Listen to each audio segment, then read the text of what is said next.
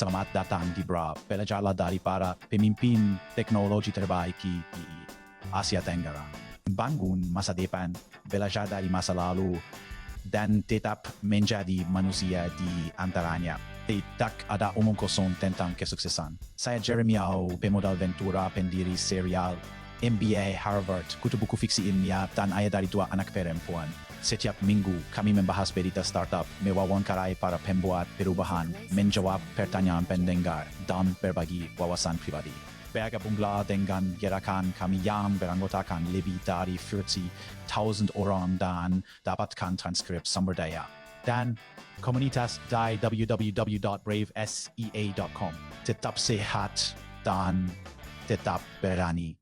Indonesia menghadapi tantangan lingkungan yang signifikan, terutama polusi dan pengelolaan limbah. Jeremy Au dan Agung Saputra, CEO Surplus Indonesia mengeksplorasi isu-isu lingkungan di Indonesia dan pendekatan-pendekatan inovatif yang diambil untuk mengatasinya. Indonesia berada di antara 3 negara penghasil polusi terbesar di dunia yang berjuang mengatasi masalah laut, udara, dan limbah elektronik yang parah. Agung Saputra menekankan bahwa sistem pengelolaan sampah di Indonesia sangat bergantung pada tempat pembuangan akhir, TPA, yang ia gambarkan sebagai bom waktu. TPA ini menimbulkan risiko keamanan yang serius, seperti yang diilustrasikan oleh insiden tragis di Bandung di mana ledakan TPA menyebabkan banyak korban jiwa. Hambatan utama dalam pengelolaan sampah yang efektif di Indonesia adalah kurangnya peraturan dan kesadaran masyarakat. Agung menunjukkan bahwa peraturan yang ada seringkali tidak ditegakkan dengan baik, sehingga menyebabkan praktik pengelolaan sampah yang tidak memadai. Dia menyoroti perlunya peraturan yang ketat dan peningkatan pendidikan publik untuk mengatasi tantangan lingkungan di Indonesia secara efektif. Polusi udara di Indonesia merupakan masalah yang signifikan, terutama disebabkan oleh emisi industri dan kegiatan pertambangan.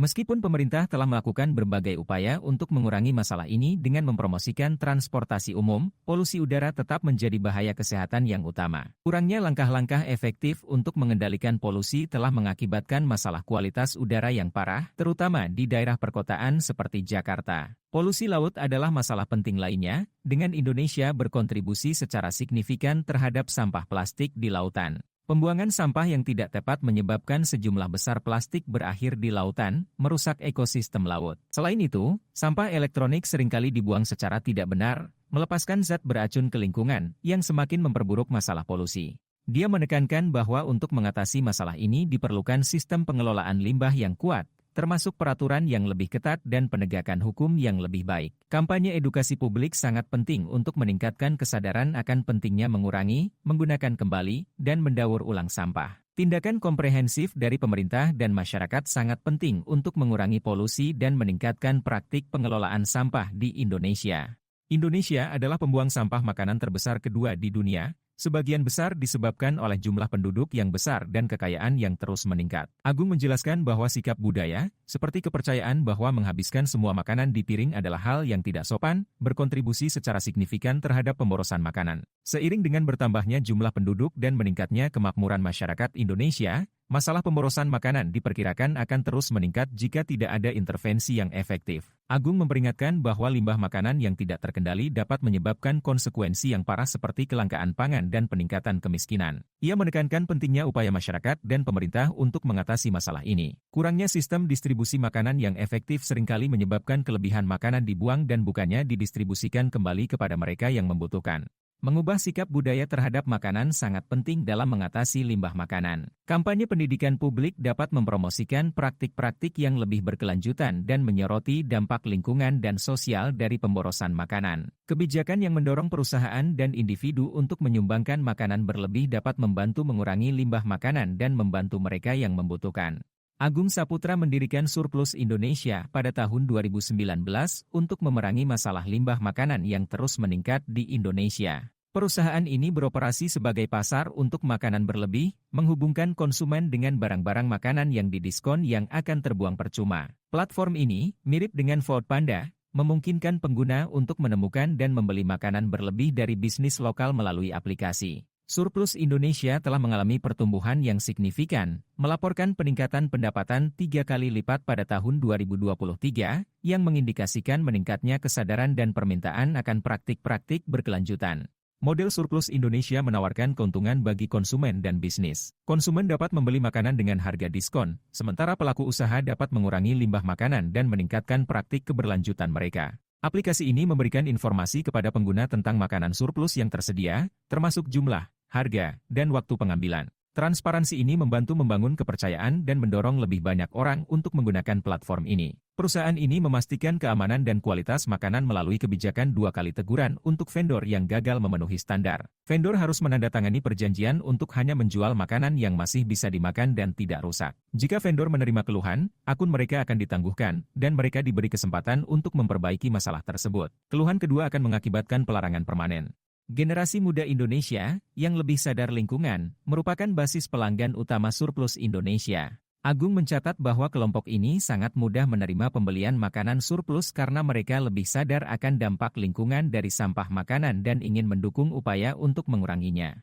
Keberhasilan surplus Indonesia menunjukkan potensi solusi inovatif untuk mengatasi tantangan lingkungan. Dengan menyediakan platform untuk surplus food, perusahaan ini membantu mengurangi limbah makanan, mendukung bisnis lokal, dan mempromosikan praktik-praktik berkelanjutan di kalangan konsumen. Dengan semakin banyaknya orang yang menyadari dampak lingkungan dan sosial dari limbah makanan, inisiatif seperti Surplus Indonesia dapat memainkan peran penting dalam membangun masa depan yang berkelanjutan.